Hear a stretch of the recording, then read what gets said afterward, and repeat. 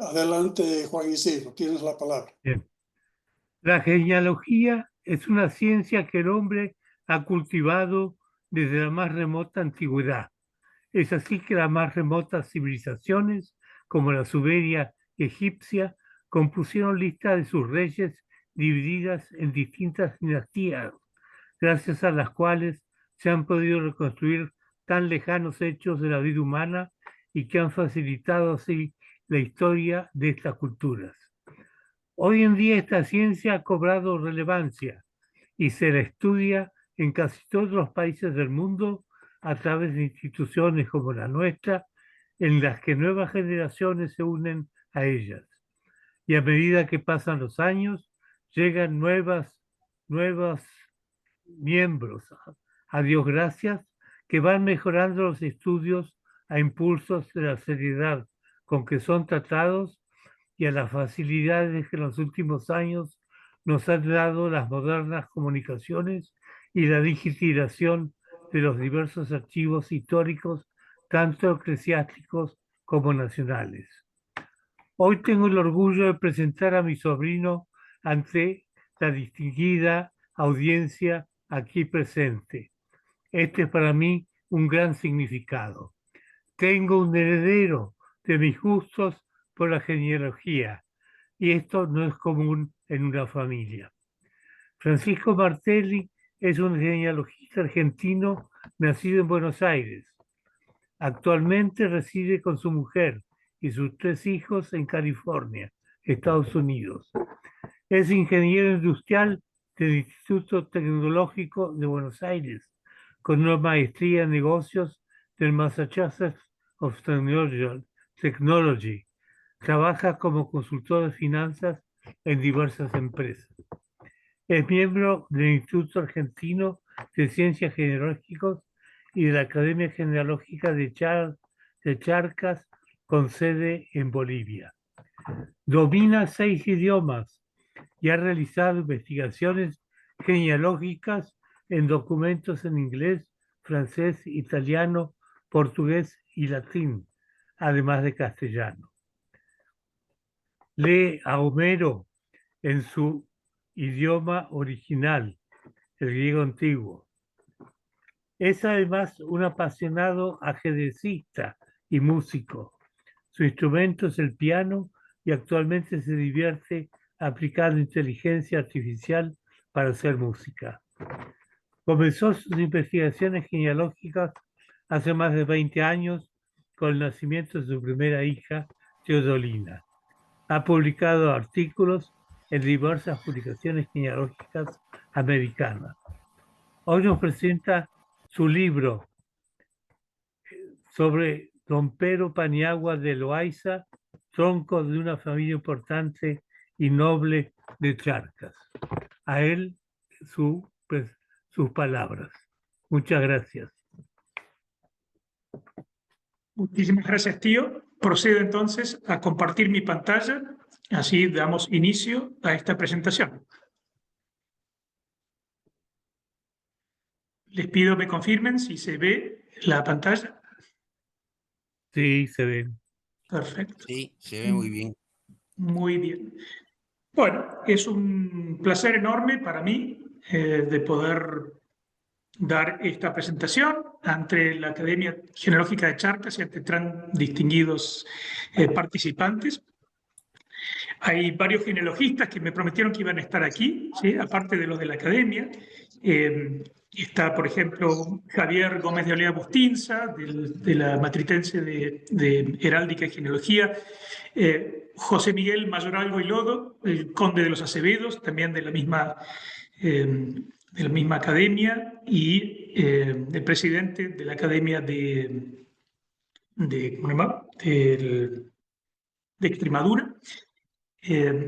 Está también, o iba a estar, por lo menos prometió que iba a estar, también Alfonso de Carvarela, que es el creador de la página de Genealogía Argentina, la mejor que hay en Internet. También José Miguel de la Cerda Merino, de Chile. También, como varios otros más. Y bueno, a ellos, a mis amigos de la Academia Genealógica de Charcas, y amigos y parientes que también están, bienvenidos. Aquí vamos a hablar, tengo el gusto de presentarles mi nuevo libro, ¿no?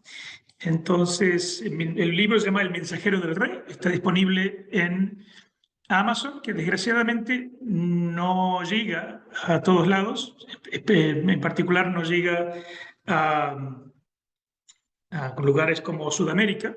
Así que, bueno, si alguno lo necesita y está en Sudamérica, me pregunta, vemos alguna forma de hacerlo llegar, o si tiene algún pariente que viva en Estados Unidos o en España, ¿no? Ahí llega.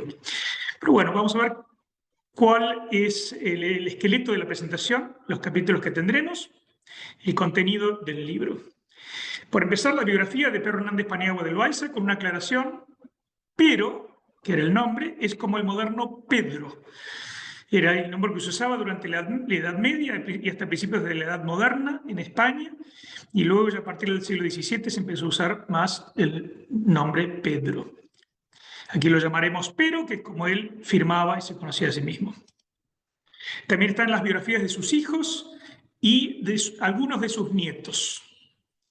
También vamos a hablar de la historia de algunas de las principales haciendas de la familia. En realidad esto es el contenido del libro, aquí no lo vamos a tratar, pero basta decir que algunas de estas haciendas permanecieron en la familia por casi 200 años. Está el origen de los Paniagua, de los Loayza y de los Trejo. Trejo era la mujer, doña María de Trejo, la mujer de Pedro Hernández Paniagua. Y la mayor parte del libro trata sobre la descendencia de Pedro Hernández Paniagua por 11 generaciones, tomando como primera generación la de los hijos.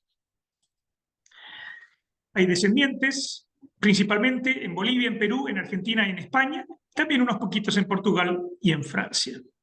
Y finalmente, bueno, también el libro incluye un sistema novedoso de organización y numeración que no he visto en otros.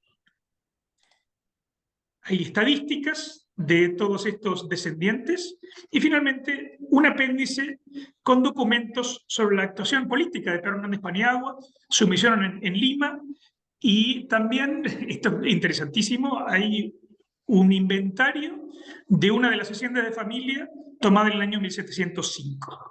Así que bueno, todas cosas muy interesantes. Eso sobre el libro. Por ahora, sobre el índice, sobre esta presentación, vamos a hablar sobre el marco histórico en el cual actuó Pedro Hernández Paniagua.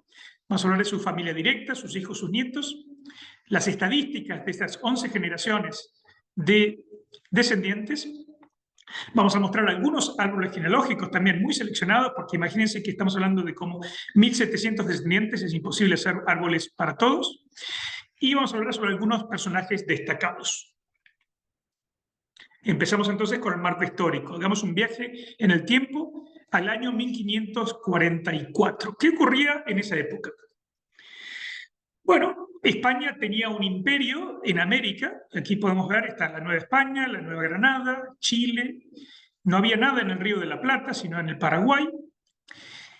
Y en el año 1544 lo que hay es una especie de revolución, donde los encomenderos se levantan contra el virrey, que era el primer virrey del Perú, Blasco Núñez Vela.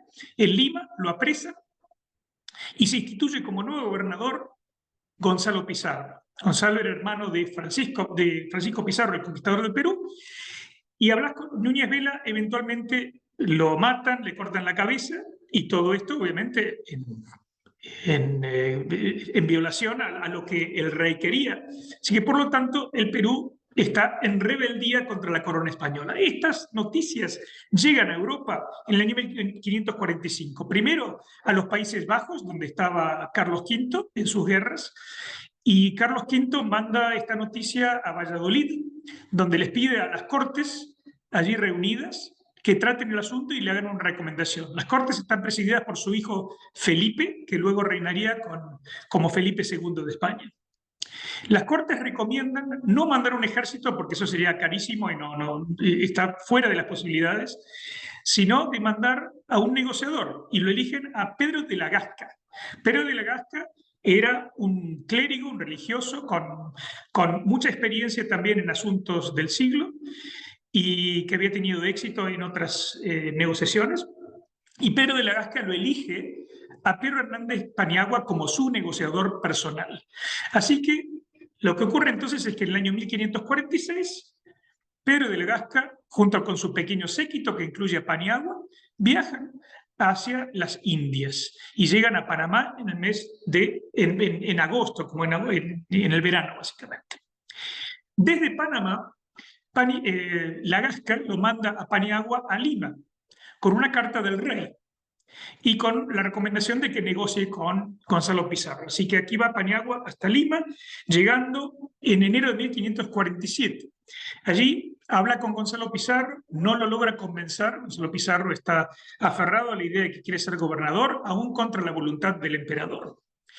Pero esta misión de Paniagua tiene algo muy importante, que es que Paniagua habla en secreto con muchos de los lugartenientes de Gonzalo Pizarro, y estos lugartenientes le dicen en secreto que ellos siguen siendo fieles al rey y que cuando la Gasca llegue a el Perú, ellos se van a unir a su ejército. Así que con esta información, Gonzalo Pizarro le informa a la Gasca, y la Gasca entra al Perú, se le empieza a unir gente, empieza a armarse un ejército y finalmente lo derrota a Gonzalo Pizarro en la batalla de Jaquijahuana cerca del Cusco. En esa batalla, Gonzalo Pizarro y sus lugartenientes son degollados. Las cabezas de ellos, incluida la de Pizarro, son puestas en una jaula, y esa jaula se exhibe en la Plaza Mayor de Lima durante varios años hasta que desaparecen en circunstancias un tanto misteriosas. Mientras tanto, el cuerpo de Gonzalo Pizarro es enterrado en la iglesia de la Merced del Cusco, pero es un cuerpo sin cabeza.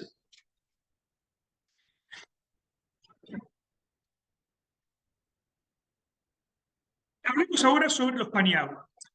Pedro Hernández Paniagua había nacido en la ciudad de Plasencia, en Extremadura. La ciudad de Plasencia, aquí tenemos una bonita foto actual, había sido fundada en el año 1186 por Alfonso VIII de Castilla. Y aquí vemos, bueno, está el puente de Trujillo, está la catedral, y atrás de la catedral no se ve muy bien, pero está la Plaza Mayor. En esta ciudad pasó sus últimos años Fernando el Católico, luego de enviudar, él vivió en esta ciudad. Y esta ciudad había sido fundada como una ciudad fortaleza, tenía una defensa natural por el codo este del río Jerte y además estaba amurallada por todos lados.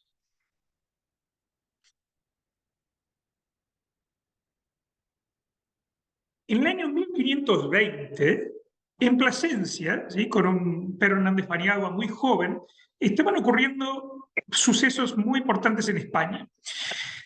Ocurrió lo que se llamó el levantamiento de las comunidades de Castilla, que había mucha gente que estaba descontenta con el nuevo rey de España, ¿no? Que y está haciendo un zoom para la presentación del libro.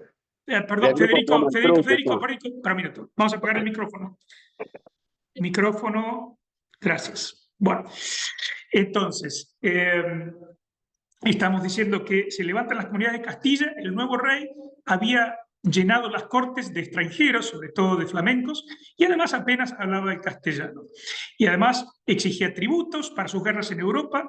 Eso le granjeó muchas enemistades en España y hubo una especie de revolución entonces, en el año 1520 de esas comunidades. Y Plasencia se levantó en ese año, en el verano, y vamos a ver en el tiempo qué es lo que ocurrió cada día. Y es impresionante el detalle que conocemos gracias a testigos, ¿sí?, que pudieron dar su testimonio. Sabemos qué ocurrió en cada día. Por empezar, el domingo 26 de agosto de 1520, Plasencia se levanta y se pronuncia por las comunidades de Castilla.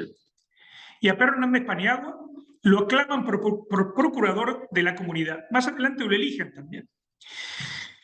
Luego, el domingo 23 de septiembre, Paniagua también intenta ser elegido alcaide de la fortaleza, aunque no lo logra porque no le dan las llaves, pero bueno, eso intenta. Y al día siguiente, esto es importante, el lunes 24 de septiembre, ocurre una batalla campal en la plaza pública. ¿Por qué ocurría en la ciudad de Plasencia?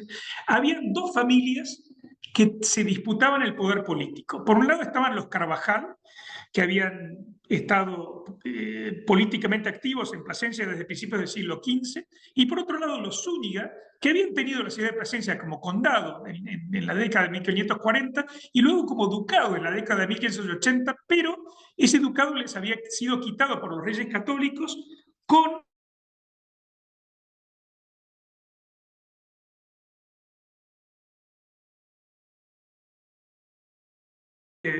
equilibrio de poder entre las dos familias, porque, por ejemplo, el arcediano de Plasencia era un Carvajal, se llama Bernardino de Carvajal, mientras que el deán de la catedral, don Gómez de Jerez, era partidario de los Zúñiga.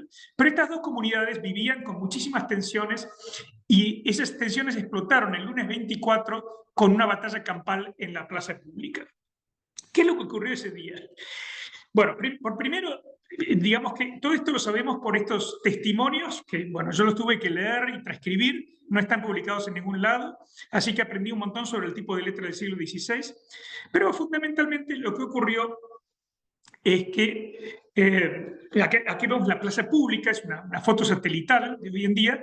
Una cosa increíble que ocurre acá en la plaza pública es que todas las calles que dan a la plaza tienen los mismos nombres hoy en día que en el año 1520. O sea que en más de 500 años los nombres de las calles no han cambiado. Algunos nombres de esas calles tenían los nombres de la gente que trabajaba allí. Por ejemplo, la calle de la Zapatería o la calle de los Quesos. Bueno, ¿qué ocurrió entonces en ese momento? Que ese día, a la mañana, Paniagua había mandado pregonar que la gente concurra a la plaza con sus armas. No sabemos por qué lo mandó, pero eso fue una muy mala idea, porque había gente armada que no se quería entre sí, y eso explotó. Así que con lo que sabemos hoy en día no fue una buena idea. Y le ocurrió que a las 2 de la tarde, Paniagua junto con el deán don Gómez de Jerez salían de la casa de don Fadrique de Zúñiga, ¿sí? Y salían hacia la plaza, con la intención de cruzar la plaza y el deán iba a ir a su casa que queda sobre esta calle del Rey aquí arriba. La gente de los Zúñiga habían ocupado la plaza y los emboscaron. Salieron por la calle San Martín, que es esta que queda aquí, y los atacaron. El deán, que estaba armado, sacó su espada y logró llegar hasta su casa, donde mandó a su gente que atacaran la plaza y atacaran a los Zúñiga. Entonces hubo una batalla campal espantosa con armas. Las dos partes estaban armadas con todas las armas de la época, incluyendo arcabuces, espingardas, tiros de pólvora, que eran tiros de artillería, espadas, ballestas. Y bueno, el saldo fue por lo menos un muerto, como 20 heridos. Al final, toda esa matanza, toda esa violencia fue parada por un grupo de mujeres principales y de clérigos que se pusieron entre los dos bandos. Los clérigos salieron con el Santísimo Sacramento desde la catedral y con eso lograron parar la violencia. Pero claro, después de eso, ¿qué ocurrió? A los pocos días, Paniagua fue destituido como procurador y eligieron como procurador a alguien del bando de los Zúñiga. Y Paniagua les hizo un pleito que no obtuvo muy buenos resultados, pero diciendo que ese hombre de los Zúñiga, que era un Camargo, Martín de Camargo, no había sido elegido, como él sí había sido elegido. Los Zúñiga finalmente se quedaron con todo el poder y lograron que se expulsara, los Carvajal se quedaron con todo el poder y los Zúñiga fueron expulsados de la ciudad. Pero al año siguiente, en el año 1521, en abril, ocurrió la batalla de Villalar, donde los comuneros fueron finalmente derrotados y los Carvajal quedaron muy mal parados, quedaron como los que habían sido infieles a la corona. Y los Zúñiga quedaron como los que habían sido fieles, lo cual no había sido enteramente cierto. Pero lo que ocurrió entonces es que muchos de los Zúñiga recibieron mercedes del rey. Por ejemplo, a Paniagua se le concedió la orden de Calatrava para su hijo mayor, que todavía no había nacido, y además se le dio el señorío de la villa de Santa Cruz de las Cebollas, que luego pasó a ser Santa Cruz de Paniagua, y ese mayorazgo pasó a ser un marquesado con el tiempo. Vamos ahora a ver la ascendencia de Pedro Hernández Paniagua y de doña María de Trejo. Aquí los tenemos, Pedro Hernández Paniagua, María del Trejo, su descendencia es la que estudiamos en este trabajo. Por empezar, ¿de dónde salen los Paniagua? Los Paniagua salen sabemos que existen por lo menos desde el siglo XIII, con Nuño Hernández Paniagua, que acompañó a Alfonso VIII a la reconquista de Plasencia, ¿sí? de Extremadura en realidad.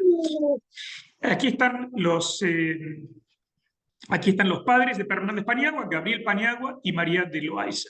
Por otro lado, la mujer de Pedro Hernández Paniagua, que se llama María de Trejo, los Trejo eran señores de Grimaldo, ¿sí? Y empiezan con Pedro Sánchez de Grimaldo, también en el siglo XIII.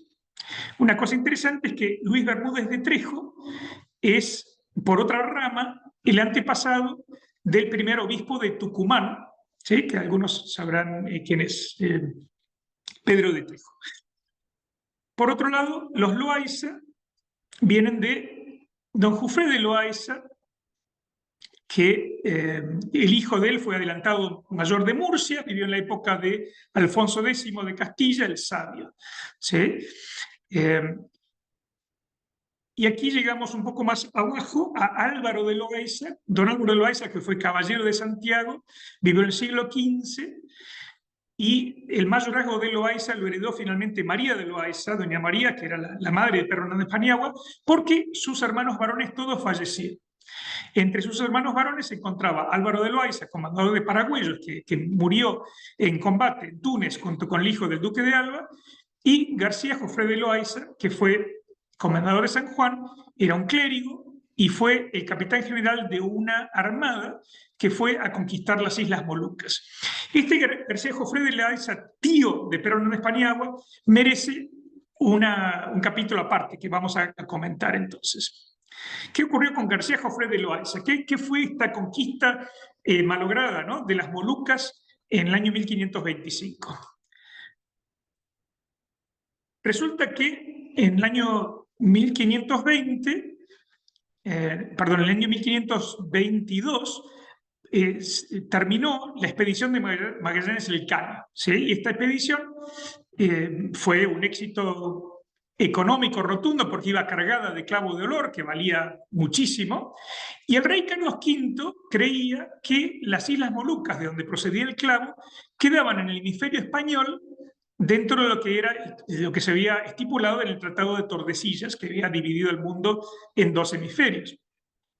Ahora bien, los portugueses estaban en control de esas islas y no estaban de acuerdo, por lo tanto, Carlos V mandó una expedición para conquistar por la fuerza a las Islas Molucas. Esta iba a ser una expedición larguísima que iba a ir por el Estrecho de Magallanes, cruzar el Pacífico y conquistar las islas.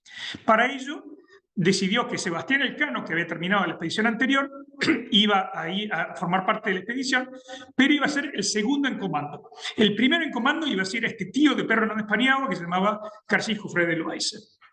Esta expedición, con 7 embarcaciones, se embarcó en el año 1525 desde La Coruña y pararon frente a las costas de África para hacer para reparar algunos desperfectos en la nao capitana, y luego cruzaron el océano, llegando a la Patagonia en diciembre del año 1525, y perdieron algunos barcos en el medio, y al final llegaron 4 barcos cruzando el estrecho, de los cuales se perdieron entre sí, no se volvieron a ver, y la nao capitana cruzó el Océano Pacífico. Ahora, durante el cruce del Océano Pacífico, que fue en el año 26, les agarró una epidemia de escorbuto en el barco y murió el capitán general Loaiza y murió también Juan Sebastián Elcano, de memoria inmortal. Aquí tenemos el relato de Andrés de Urdaneta, donde se narra la muerte primero de Loaiza, que dice el 30 de julio de 1546 murió el capitán general, y después acá abajo dice a 30 de agosto de dicho año de 26 murieron Juan Sebastián del Cano y el sobrino de Loaiza. Así que así sabemos cuándo murieron. Vamos a pasar ahora a la familia de Pedro Hernández Paniagua. Por empezar, hagamos una pequeña biografía. Dijimos que fue elegido procurador de Plasencia en el año 1520, luego fue elegido para pasar a Indias junto a Pedro de la Gasca en 1546, viajando a Lima con el Carte del Rey. Aquí está una parte del informe que él escribió para Pedro de la Gasca en el año 1547, y hay algo que es absolutamente increíble, es que el original de este informe se encuentra en Pasadena, a 1 hora de mi casa, en California. Es algo increíble. Yo me enteré cuando ya tenía el libro más o menos terminado.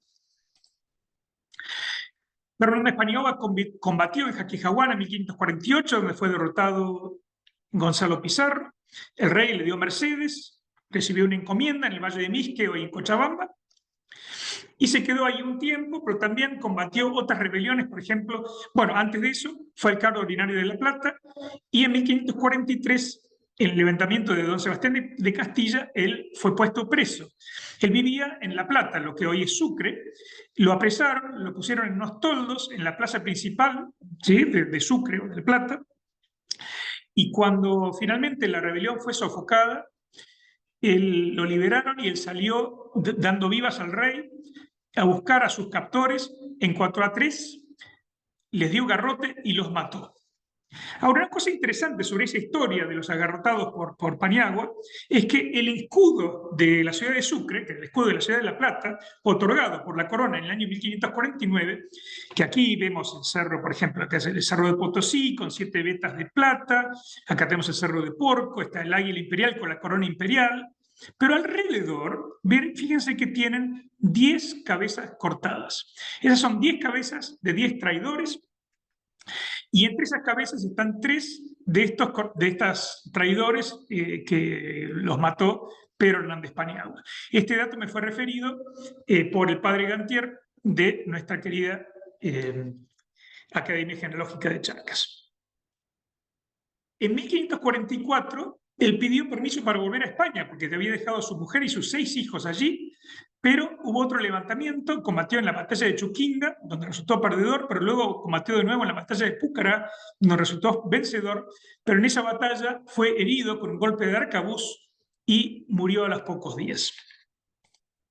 Aquí está la firma de Paniagua en el año 1520, que firmaba Pedro Hernández Paniagua, sin el Loaiza, y acá tenemos la firma en el año 1547, donde ya firmaba Pedro Hernández Paniagua de Loaiza. Vamos a ver los hijos entonces. Pedro Hernández, casado con María de Trejo. Primero, Pedro Hernández tuvo un hijo natural llamado Alonso. Aquí tenemos la firma. Alonso lo acompañó al Perú, ¿sí?, y combatió con él en Chuquinga y lo ayudó a administrar sus bienes. Por otro lado, también él tuvo sus 6 hijos legítimos, y de estos 6 hijos nos vamos a concentrar en algunos, porque algunos no tuvieron descendencia. En principio nos vamos a contestar el hijo mayor, don Gabriel, llamado el Viejo. Además, en esa época se escribía Graviel el nombre. Él fue caballero de Calatrava, como dijimos, y que fue dueño de una especie de imperio económico, un hombre muy hábil para los negocios, y que acá vemos una lista de algunas de sus propiedades, tomado del gran libro de Ana María Presta, Los Encomenderos de La Plata, donde vemos que tenía una cantidad de haciendas, viñedos, casas de morada, vetas de minas de plata.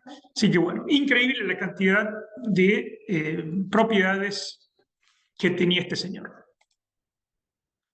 Gabriel Paniagua de Loaiza tuvo un hijo natural llamado Francisco, que tuvo una destacada actuación en la Nueva Granada, en lo que hoy es Colombia, repeliendo un ataque de un pirata inglés, pero que tuvo 2 hijos que hasta que los que sabemos no tuvieron sucesión. Por otro lado, Gabriel tuvo un montón de hijos, unos 3, 4, 5, 6, 7, 8, 9, 10 hijos por lo menos legítimos con su mujer Leonor Álvarez Verdugo. Él se casó con Leonor Álvarez Verdugo cuando Leonor tenía apenas 12 años y don Gabriel era mayor incluso que su suegra. Pero bueno, tuvo un montón de hijos, y de estos hijos nos vamos a concentrar en los siguientes. Por un lado, Antonio Paniagua de Loaiza, que fue también caballero de Calatrava y que murió en España y que tuvo descendencia española. Aquí tenemos la firma. Por otro lado, y de él descienden, bueno, los marqueses de Santa Cruz de Paniagua, que son los herederos de ese mayorazgo, ese señorío de Santa Cruz, y varias casas ducales españolas, de las cuales hablaremos.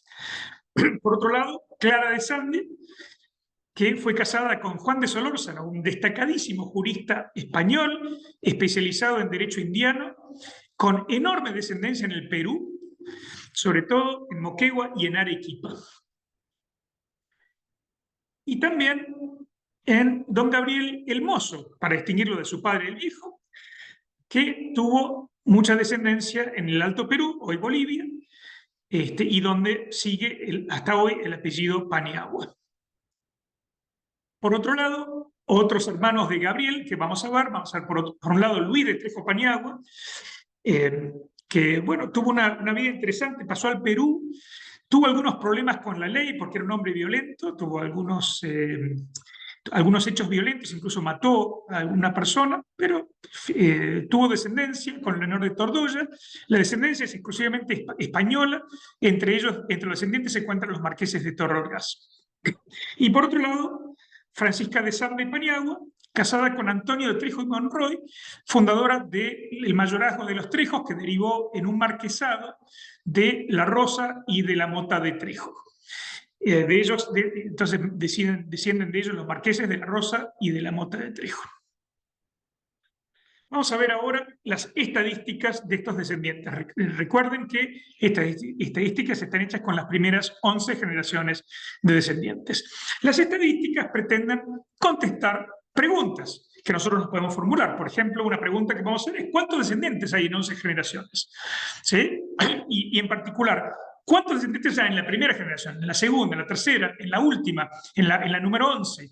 ¿Y dónde están esos descendientes? Por ejemplo, la generación número 1 eran 7 descendientes, porque son los 7 hijos. Pero bueno, esta tablita nos responde esta pregunta, ¿sí? En la 1 están los 7 hijos, después en la 2, 19 nietos, 41 bisnietos, 47 tataranietos, y así sucesivamente hasta llegar a más de 700 descendientes que nosotros encontramos registrados con nombre y apellido en la generación 11, para un total de 1.700 descendientes. Y además acá vemos que la mayoría, ¿sí? Como ven acá, están en Perú, ¿sí? Porque hay 800 descendientes en el Perú de los 1.700, casi la mitad, ¿sí? La mayoría peruanos.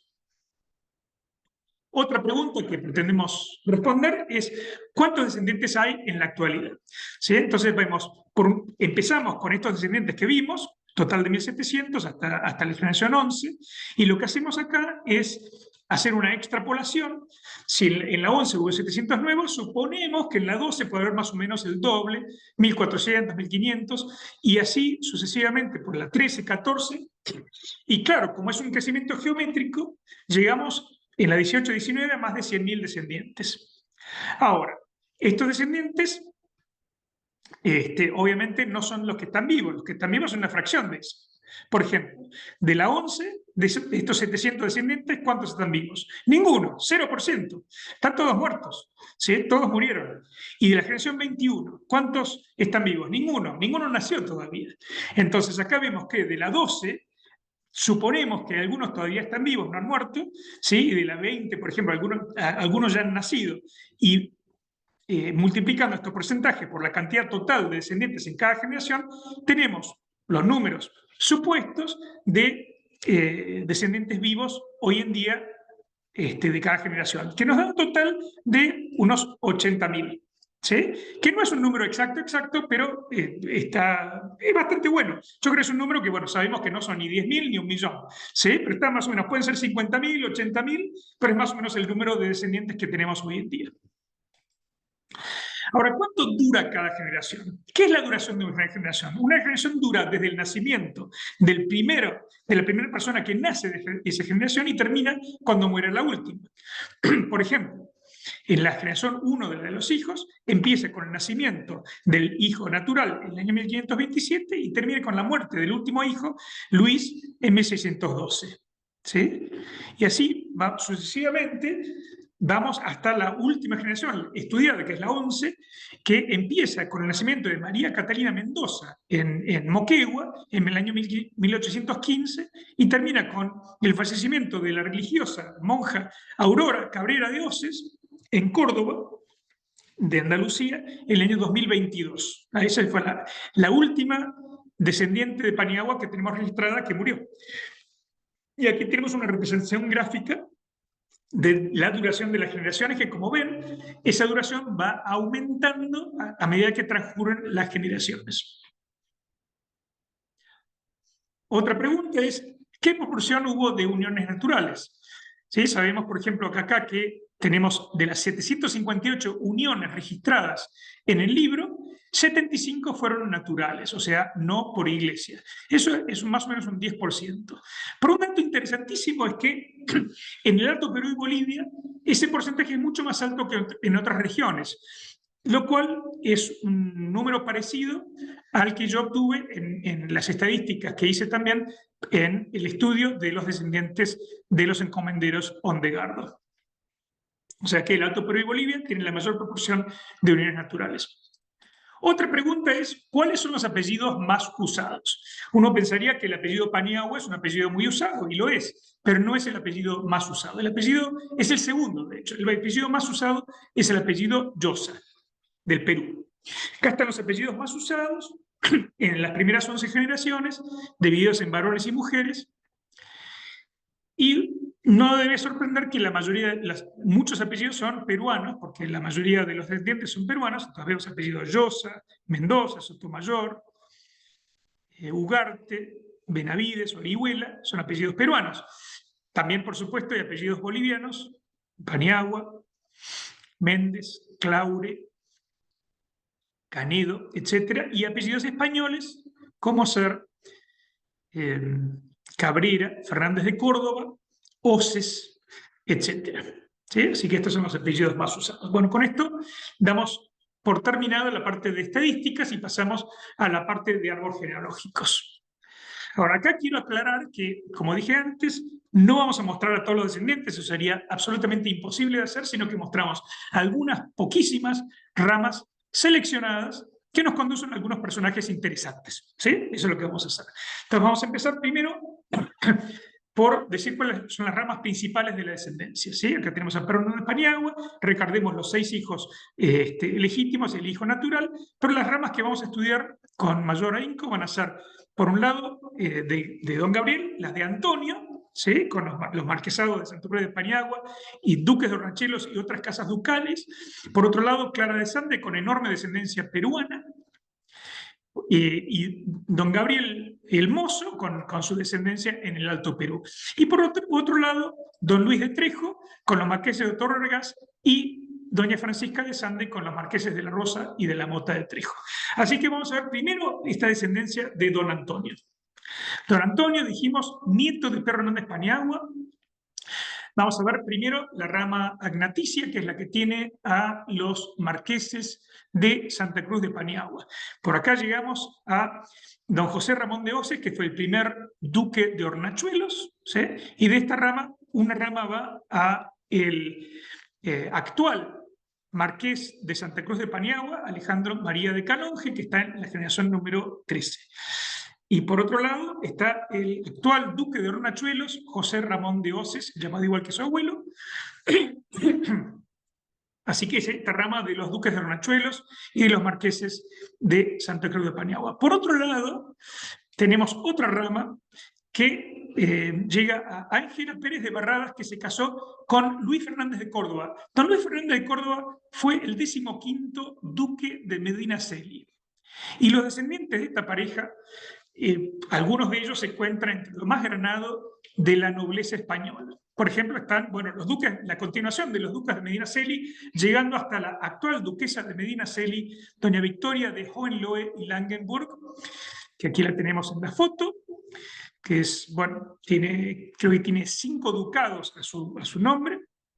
Y por otro lado, por otra rama, se enlazan con los Fitz-James Stuart, una casa que es descendiente de reyes de Inglaterra por bien natural, y tenemos a doña Cayetana Fitz-James Stuart, que fue la duquesa de Alba de Tormes, famosísima también, creo que tenía 7 ducados a saber, y además cualquier cantidad de marquesados, condados, etc. Una lista interminable de títulos. Obviamente uno de sus hijos es el actual duque de Alba. Así que los duques de Alba actuales son descendientes de Pedro Hernández Paniagua. Uno, como dice, no elige a sus parientes. Pasamos ahora a la rama de Doña Clara, que dijimos es peruana. Y acá vamos a ver los colores. Fíjense en los colores, el color anaranjado significa que estos son nacidos en España, ¿sí? Color blanco, nacidos en el Alto Perú. Y aquí vamos a ver Doña Clara, que nació en Lima, perdón, en La Plata. Vamos a ver que tiene descendencia en el Perú. Por un lado, vamos a llegar por una rama a Francisco García Calderón, que fue presidente interino del Perú durante la Guerra del Pacífico. Y por otra rama, vamos a Teresa de Carbonera, casada con José de la Llosa, con amplísima descendencia en la familia Llosa. Una de esas ramas la terminamos acá con Carola Aubry, que fue casada con el presidente del Perú, Fernando Belaúnde Terry. Por otra rama de estas tenemos a los Ortiz, a los Ruiz del Barrio y los Marcó del Pont, que es una familia argentina, que una rama de ellos está vecindada en el Perú, en Arequipa, y de esta rama desciende Mela Bryce, de nuestra querida Academia Genealógica de Charcas, que está presente en esta charla. Por otra rama de los Llosa llegamos a Bruno de la Llosa, que tuvo una enorme descendencia en Arequipa. Por una rama de esta descendencia llegamos al escritor Mario Vargas Llosa, premio Nobel de Literatura y que fue fallecido recientemente. También descendiente de Pedro Hernández Paniagua. Y por otra rama también cercana llegamos hasta María Justa Macías, que fue casada con el presidente del Perú, Remigio Morales Bermúdez, y que fueron a su vez abuelos del presidente de facto militar del Perú, Francisco Morales Bermúdez. Una cosa que quería mostrarles que era muy interesante sobre la familia Llosa, y en particular de los descendientes de Bruno, es que hay una endogamia muy importante. Sí, muchos descendientes de Bruno, de apellido Llosa, se casaron entre ellos. Vamos a ver, por ejemplo, acá, que un hijo de Bruno, llamado Toribio, se casó con una sobrina, Viviana Llosa, en el año 1843, tío y sobrina.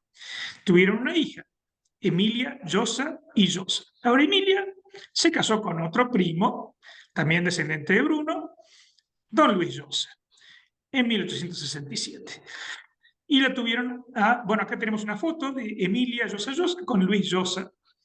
Y tuvieron otra hija llamada Emilia, que ya era Llosa, que no tuvo mejor idea que casarse con otro primo, Emilio Germán Llosa, en el año 1902. Así que tuvieron un solo hijo, que era Llosa ya por 4 lados, pero además fíjense que en este cuadro hay 3 mujeres de apellido Benavides. Así que todas estas personas eran parientas no solamente por Llosa, sino además por Benavides. Increíble la endogamia que tiene esta familia. Bueno, pasemos ahora a los descendientes de don Gabriel el Mozo, que esta es la línea que me toca a mí. También dijimos nieto de Pedro Hernández Paniagua, y línea que tiene el apellido Paniagua. Entonces, por un lado, vamos a ver a los descendientes con el apellido Paniagua. Tenemos el hijo mayor, don Gabriel Ambrosio Paniagua de Loaiza, que fue caballero de Santiago, y por su línea directa llegamos a mi bisabuelo Augusto Elías, padre de mi abuela Amalia Elías. ¿Sí? El padre Augusto había nacido en Potosí. Esta foto de mi abuela fue sacada cuando ella cumplió 100 años, en el año 2000. Y de los 6 hijos que tuvo mi abuela, vamos a destacar a 2. A Juan Isidro Quesada, que muchos de ustedes lo conocen, y mi madre Silvia Quesada. Aquí lo tenemos a los 2, muy sonrientes hace algunos años. Tenemos una foto que con mi tío el año pasado en su escritorio. Mis padres, Silvia Quesada, Alberto Martelli, también hace muchos años. Mi padre murió hace más de 25 años. Y luego, bueno, sus hijos, que somos 7 hermanos, acá estamos los 7, hace poco, con mi madre. Y mi propia familia, que estoy con mi mujer, Vicky Moreno, y mis hijos Teodelina, Justina y Juan Isidro. Ahora, otra rama que desciende del maestre de campo Nicolás Paniagua de Loaiza, que fue también alcalde de Cochabamba, es la de Juana Paniagua, que la suponemos, pero tenemos muy buenas razones para suponerla hija de Nicolás. De esta rama desciende Martín Carrión, genealogista boliviano y miembro de nuestra querida Academia Genealógica de Charcas. Ahora, un hermano de Gabriel Ambrosio fue José Antonio. Don José Antonio tuvo descendencia en La Plata y nos vamos a concentrar en una nieta llamada Doña Dominga. Doña Dominga murió soltera, pero ella tuvo varios hijos naturales con distintos hombres. Uno de ellos fue don José de Azurduy, un clérigo que tuvo varios hijos naturales con varias mujeres y que por otro lado fue el bisabuelo de Juana Azurduy de Padilla. ¿Sí? Así que aquí tenemos un ascendiente de Juana de Azurduy. Pero doña Dominga con don José de Azurduy tuvo una hija llamada Narcisa, y de esta descendencia llegamos hasta Manuel Antonio Paniagua.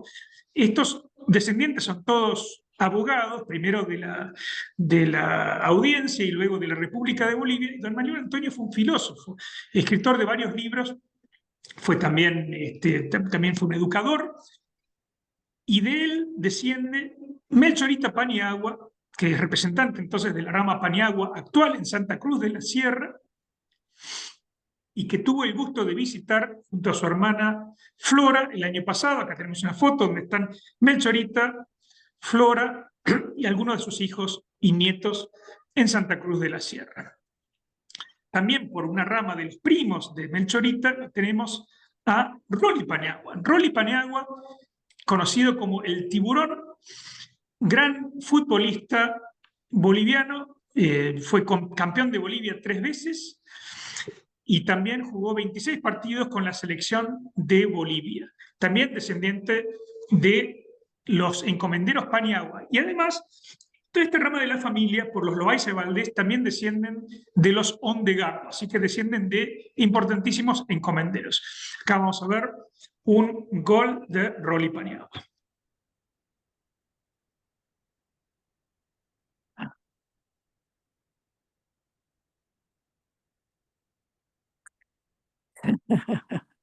Así que cuando la gente me pregunta dónde están los descendientes de los conquistadores que llevan el apellido, yo les digo, miren, aquí lo tienen al Rolly, la tienen a Melchorita, son ellos. Por otra rama, tenemos a un Pedro Paniagua, ¿sí?, que hermano de doña Dominga, ¿sí?, que lo suponemos padre de doña Josefa Paniagua. Tengo mucha seguridad de que fue el padre, porque Josefa fue expuesta a las puertas de doña Dominga y su padrino fue este Pedro Paniagua, que era cura. ¿Sí?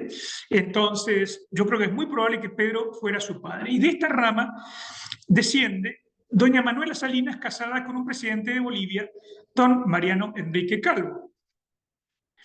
Y un tataranieto de este matrimonio es Pepe Suárez Medeiros, el presidente de nuestra querida Academia Genealógica de Charcas. Así que tenemos también a Pepe, que como él es generación 12, vendría a ser mi tío. Pero bueno, con Pepe somos doble parientes y por el otro parentesco yo soy tío de él, lo cual de alguna manera compensa. Pasamos ahora a la descendencia de don Luis de Trejo Paniagua y de doña Francisca de Sade. Por don Luis de Trejo Paniagua, dijimos, tenemos a los Ulloa y los Aponte, ¿sí?, que aquí vamos a llegar a los marqueses de Torre Orgaz, ¿sí?, con García Ramón de Arce, que es el marqués de Torre Orgaz actual, ¿sí? Pero por otra rama tenemos los condes de los Acevedos. Y por aquí llegamos al actual conde de los Acevedos, José Miguel de Mayoralgo y Lodo, destacadísimo, además genealogista, y muy amigo de mi tío Juan Isidro, y que también tenemos el gusto de tenerlo en esta charla. Así que José Miguel es también descendiente de los Paniagua. Y por Francisca de Sande tenemos un hijo, fue Francisco de Trejo de Monroy, que fue el primer marqués de la Rosa y de la Mota de Trejo. Así que tenemos acá descendencia, por un lado, en los marqueses de la Rosa y de la Mota de Trejo. Antonio María de la Cerda, que tiene la particularidad de tener un nombre larguísimo, que bueno, no lo tengo acá, pero es un nombre, lo van a ver en el libro, es un nombre realmente muy largo. Voy a parar acá para leerles el nombre, ¿sí? Según, a ver, acá las notas, que según la historia genealógica y heráldica de la monarquía española, figura con los siguientes nombres, y les leo: Antonio María de las Tribulaciones y de la Paz, Jacobo, Agustín, Cayetano, Andrés, Avelino, José Joaquín, Juan Bautista y Evangelista, Francisco de Paula y de Asís, Pedro de Alcántara y de la Cerda, Vera y Aragón, Fernández de Torquemada, Ortega y Cerezo Denti, y Castel y Bermúdez de Grimaldo, Trejo y Monroy. Y él nació en Madrid en el año 1750 y fue bautizado en la iglesia madrileña de San Martín con los nombres, bueno, con los nombres que yo les leí y que mejor no los repito. Así que bueno, volvamos al modo presentación. Don Antonio María de la Cerda, dijimos, tuvo descendencia en Francia, pero esta descendencia no fue legitimada en España porque él se casó en París con Antonia García, que era su amante, pero este casamiento fue por civil en el año 1810 y no por iglesia, por lo cual las autoridades de España nunca reconocieron esa unión y por lo tanto los hijos no pudieron heredar el marquesado de la Rosa y de la Mota de Trejo, lo cual pasó a un sobrino nieto segundo, que fue Fernando Rafael Cabrera, que tuvo un hijo llamado Juan Bautista Cabrera, y que con él terminó ese marquesado de la Rosa y de la Mota de Trejo hasta su rehabilitación en el año 1913. Pasamos ahora a personajes destacados. Por supuesto, ya les mostré varios personajes destacados, ahora les voy a mostrar 15 más que no hemos visto hasta ahora. De estos 15, la mayoría son peruanos, pero vamos a empezar con algunos españoles. Gabriel de Trejo y Paniagua, que fue generación 2, o sea, nieto de Pedro Hernández Paniagua, licenciado en Salamanca, estudió leyes, fue caballero de la Orden de Alcántara y además cardenal de la Iglesia Católica en el año 1615. Acá tenemos la firma del cardenal de Trejo y lo que vamos a ver acá es la portada de una obra suya, de un estudio sobre Egipto, una obra inédita, y que está el dibujo, que evidentemente es un autorretrato del cardenal Trejo. Siguiente personaje, Juan de la Cierva y Oces. Juan de la Cierva y Oces fue sobrino de otro famoso Juan de la Cierva, que fue el inventor del autogiro, el precursor del helicóptero. Y Juan de la Cierva y Oces fue un inventor, ingeniero e inventor, que por sus inventos le fue dado el Oscar de la Academia de Estados Unidos. Ganó un premio Oscar por un dispositivo que mantiene la imagen sin moverse cuando la cámara está en movimiento. Roberto Emilio Zapata, empresario peruano, estudió en Harvard y fue director en empresas importantes de todo el mundo, presidente del Consejo de Ministros de Fujimori, si mal no recuerdo, y embajador de Perú en los Estados Unidos. Otro, Armando Nieto Vélez, también un cura, jesuita, presidente de la Academia Nacional de la Historia del Perú, fallecido en el año 2017, ¿sí? Presidente del Instituto Peruano de Investigaciones Genealógicas, generación número 13. Otra es Cristina Gálvez Mendoza, que es una destacada escultora y artista plástica, formada en Francia y Bélgica, generación 12.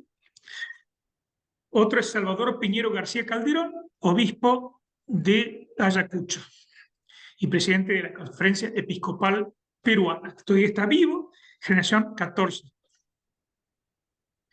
Estos muchos lo conocerán, Vladimiro Montesinos Torres, que fue militar, político, asesor de Fujimori, y bueno, jefe del Servicio de Inteligencia Nacional, y está en la cárcel con un prontuario bastante importante de crímenes. También tenemos a Enrique Chirinos, que fue un destacado político peruano de corte conservador, diputado y senador por Arequipa, y su hija, Patricia, que también es política por el aprista, según creo. Él es generación 13, que es mi misma generación. También Martín Belaúnde Moreira, que es político y abogado, además un destacado diplomático, destacado decano del Colegio de Abogados y embajador en Argentina por el Perú, generación 13. Alberto Bustamante Belaúnde, que es de la rama de Mela, abogado y político, ministro de Justicia, ¿sí? creo que no sé si de Fujimori, y Mariana Larrabure Orbegoso. Esta fue una actriz, modelo, Miss Perú en 1998 y además finalista de Miss Mundo también el mismo año. Y acá muchos me pidieron si podía mostrar más fotos de esta destacada descendiente. Y yo les digo, miren, estamos muy cortos de tiempo y no creo que se distraigan, así que mejor seguimos con la presentación. Además, bueno, ahora vamos a tener un ejemplo de belleza masculina, porque tenemos a Pedro José Radagamio, ¿sí? Que vivió en los años 20, fue ministro de Fomento y presidente del Consejo de Ministros. Y tenemos también a Juan Landázuri Ricketts, que fue otro cardenal, arzobispo de Lima, primado de Perú y cardenal de la Iglesia Católica por un corto tiempo, porque murió al poco tiempo de ser nombrado.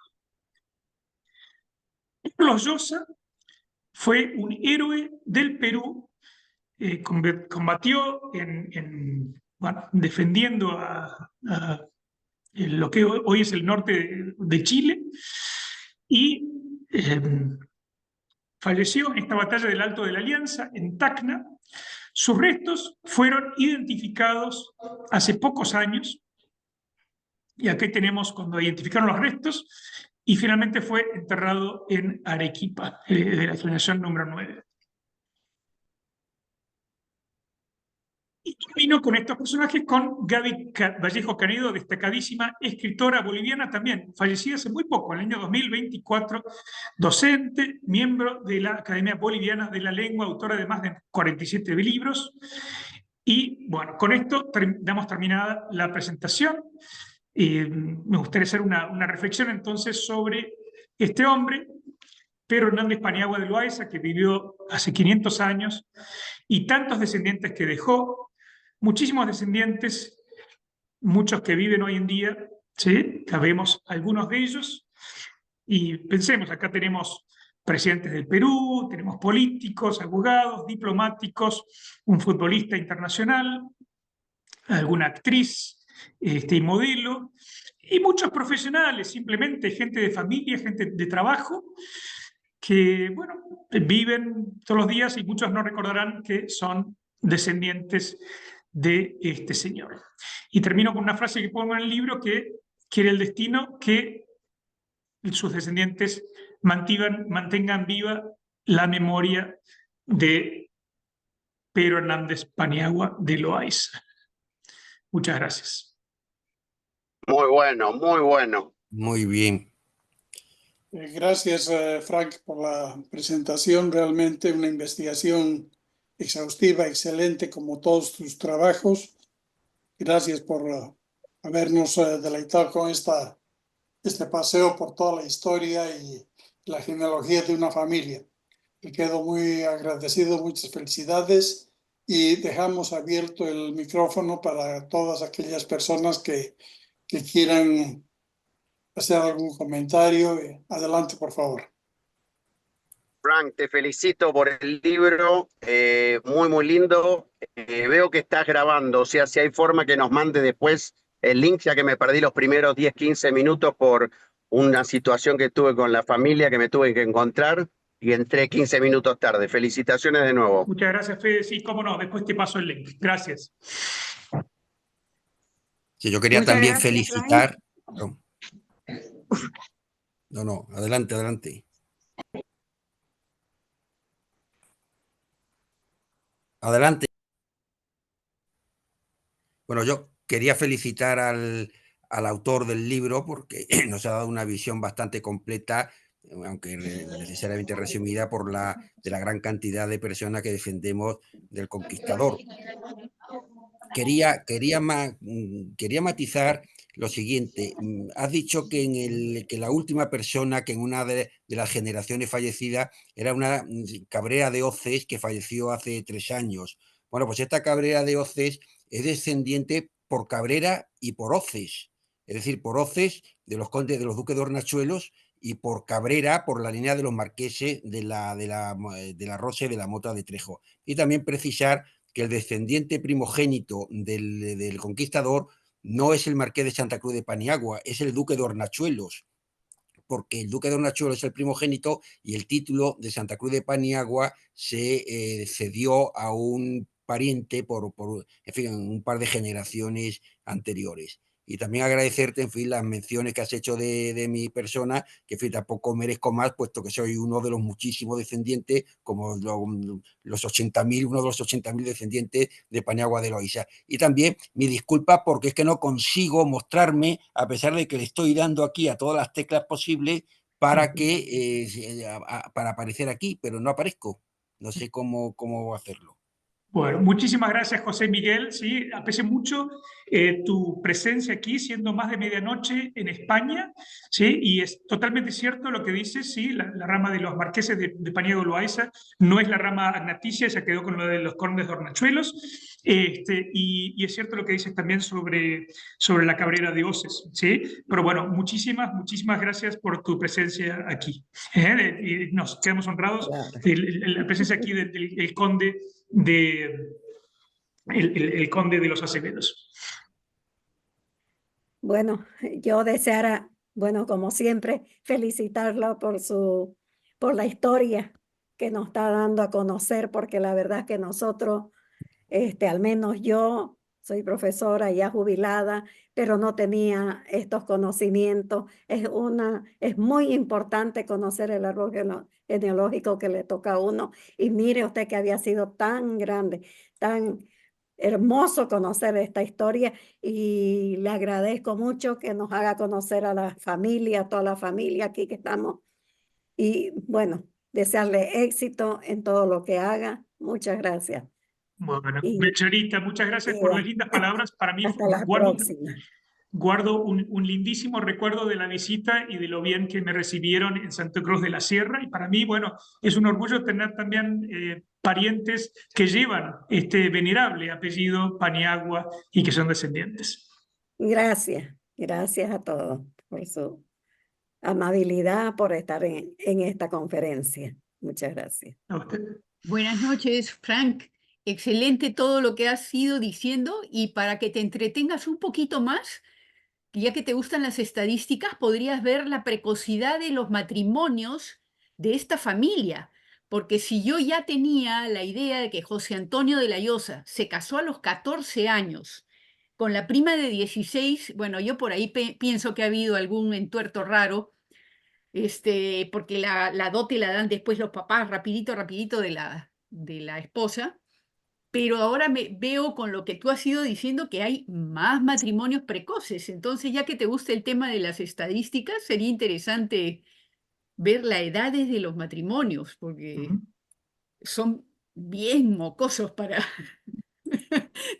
para casarse. Pero en general, todo excelente, muy buena. Muchos saludos a todos también. Muchísimas gracias, Mela. Bueno, es muy lindo tenerte, bueno, aquí y además en la Academia Genealógica de Charcas, una genealogista de tu talla, además del Perú, una región que nos toca tan de cerca a todos. Y es cierto lo que dice, se podría hacer estadísticas porque tenemos cualquier cantidad de datos de eso. Se pueden hacer estadísticas de muchas otras cosas también, pero eso sería en particular muy interesante. Y yo creo que el premio de eso se la lleva probablemente Leonor Álvarez Verdugo, que le hicieron casarse a los 12 años, 12 ¿no? años para mujer. Con don Gabriel el Viejo, que tenía como casi 30, y por supuesto le dio muchos hijos, pero claro, la mamá era menor, ¿sí? que el yerno, así que bueno, una cosa increíble. Sí. Gracias por el Claro. comentario y por estar.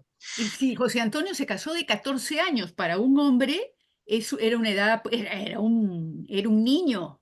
Mocoso La total. esposa tenía 16 para los 17 y el bebé ya llegó al año Sí. siguiente. O sea que, Enseguida, no esperaron nada.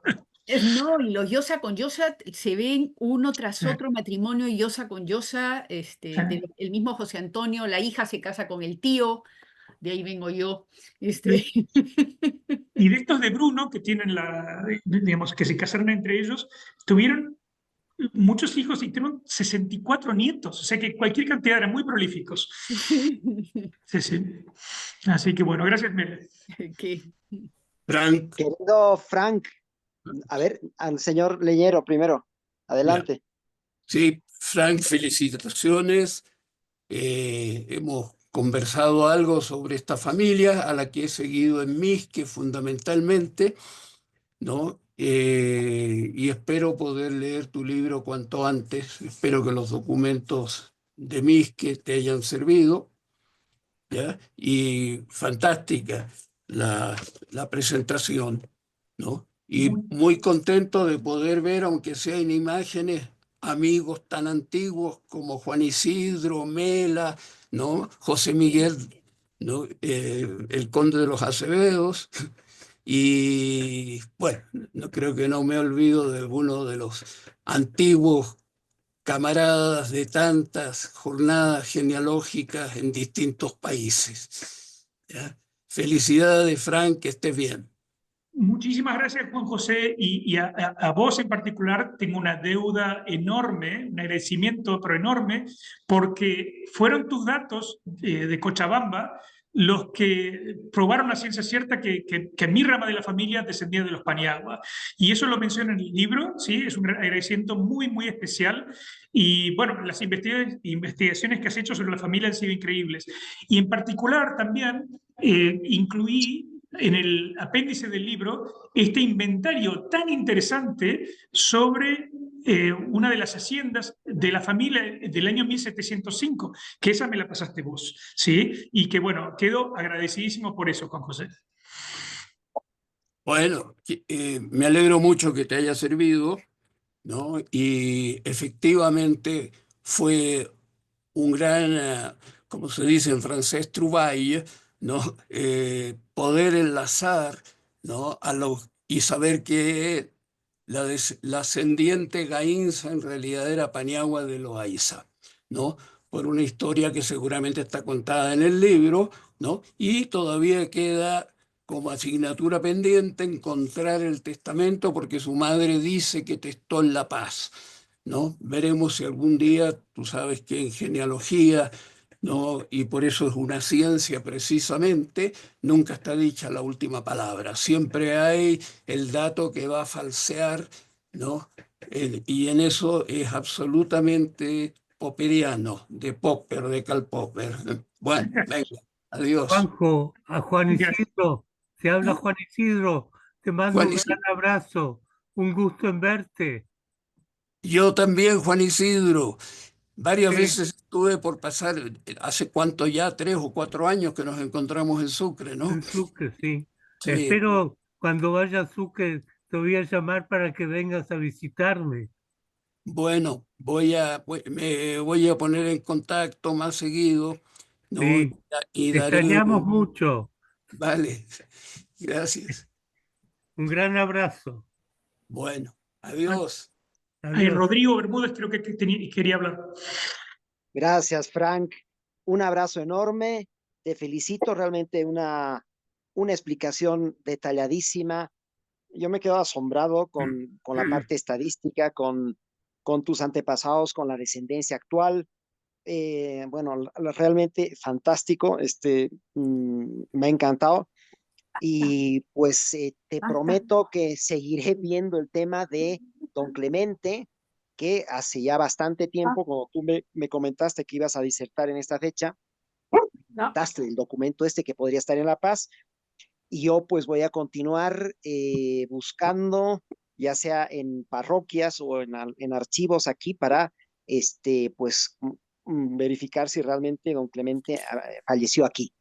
Esa es palabra mía, lo voy a hacer, Dios mediante que se encuentre, porque tú sabes de que uno tiene la intención, pero a veces pues cuesta un poco, pasa el tiempo, pero al final pues llega la recompensa, ¿no? Y bueno, encantado, querido Frank, te felicito, realmente es un trabajo, pero enorme, y bueno, tantísimo descendiente de don Pedro hasta nuestros días. Bueno, pues un abrazo enorme, querido Frank, y a continuar, porque esto no termina.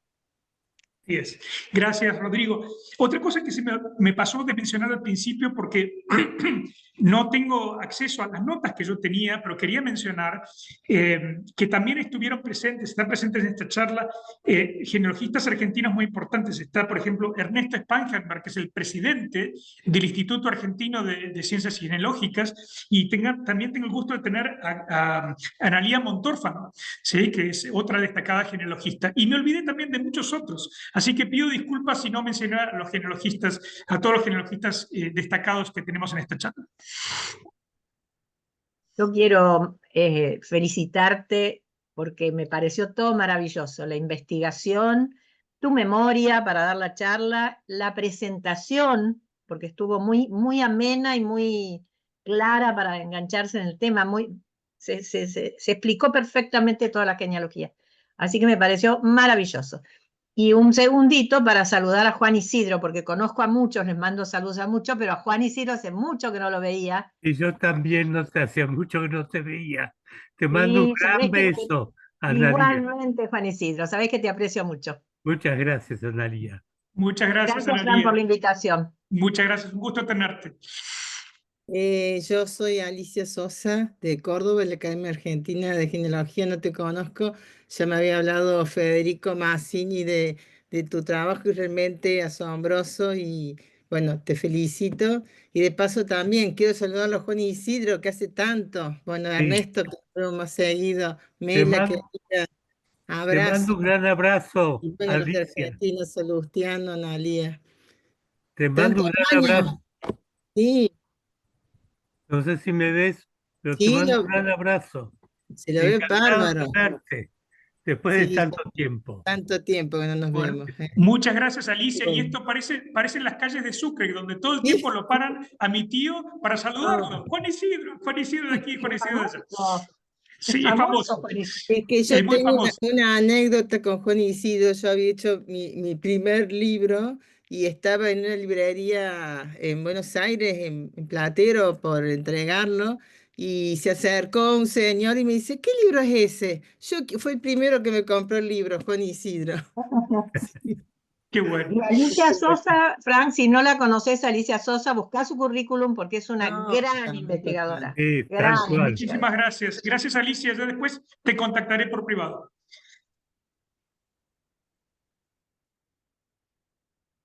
Una alegría ver tantos amigos juntos, Francisco. Te agradezco mucho esto. Bueno, Igual gracias que- a vos, tío, que hiciste todo esto posible, ¿eh? Fuiste Sí. vos sos mi maestro y mi No. cómplice de todo esto. Cómplice puede ser. Y a José Miguel también, que hace mucho que no nos vemos. Sí, Juan Isidro, te retribuyo el saludo muy afectuoso, igual que a Ernesto y a Juanjo Leñero, que también, en fin, hace mucho tiempo que no nos vemos y tenemos ocasión ahora de hablar y de saludarnos. Así es, sí.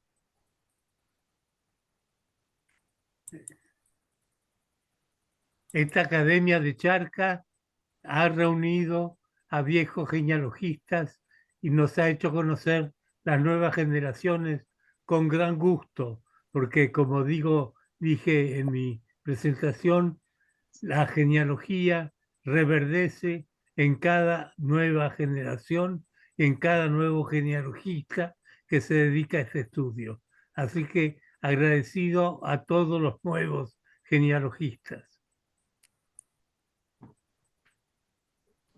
Además, realmente el archivo que tienen, ¿no?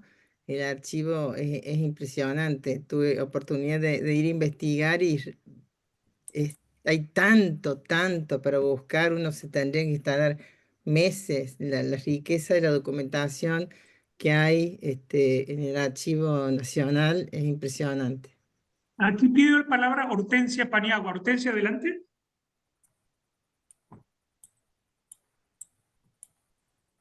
No, no le... Ahí sí, Hortensia, sí. Buenas noches. Buenas noches, Hortensia. Quiero felicitar aquí a Francisco por este enorme trabajo que ha realizado. Poder trabajar en el árbol genealógico, ¿no?, de la familia, me siento honrada de escuchar esta descendencia, que son tantas generaciones y que gracias a Dios pertenezco a una ramita, no sé de cuál es de ella, porque mi familia es descendiente de Postrer Valle, un pueblito pequeño de Santa Cruz de la Sierra. Ahí se asentaron españoles y fundaron este pueblito. Todos conocemos la historia de que fueron dos hermanos los que fundaron mi pueblo, Postrer Valle, cual me siento orgullosa de esa descendencia, me siento orgullosa de pertenecer a ese pueblo. Es un villorrio, lo nombraron Postrer Valle, el jardín de la delicia. Es un pueblo donde emana agua, es un manantial, es un pueblo que está fundado, dice, abajo es agua, encima es tierra. Tiene sus cascadas hermosas. Realmente para mí es un paraíso terrenal. Pero todos los descendientes, los jóvenes, ¿no?, hemos tenido que emigrar para prosperar, estudiar, tener nuestra profesión. Como es así que mi abuelo sale del pueblo de Postrer Valle y radica en Santa Cruz de la Sierra, y ahí vive mi padre, ahí me formo en Santa Cruz de la Sierra, llegué a muchos cargos, soy maestra y también soy abogada. He sido durante 10 años funcionaria del Ministerio Público, fiscal de materia especializada en género. Ahora me encuentro jubilada, estoy en el país del Brasil y desde ahí estoy escuchando la conferencia de Martelli. Realmente lo felicito y que Muchas gracias, siga con este Hortensia. arduo trabajo. Gracias, Hortensia. Felicidades a todos y a los integrantes de la Academia de Charcas, así como he escuchado. Esperamos en Santa Cruz contar con su libro. Bendiciones para todos. Gracias, Hortensia. Hay Hasta un pequeño luego. capítulo del libro que está dedicado a los paniagua de Santa Cruz del Sierra. Y bueno, es un gusto tener a Hortensia, una destacada fiscal boliviana, aquí. Pepe, quería preguntarte si podías sacar, porque alguien está compartiendo la pantalla, no sé si se puede hacer desde ahí. Si no, no importa. Creo que Sí, fue eso Ernesto. Estoy Ernesto, tratando sí, de hacer eso, pero no me permite Y- eliminar. Quiero hablar y no puedo. bueno, Ernesto, Ernesto te compartió escuchamos. Adelante, pantalla. Ernesto. Y no sé. ¿Se me oye? Sí, perfecto. No, felicitarte con mucho entusiasmo, Francisco. Has logrado una exposición estupenda. Los temas genealógicos de por sí expuestos sin ingenio suelen ser tediosos.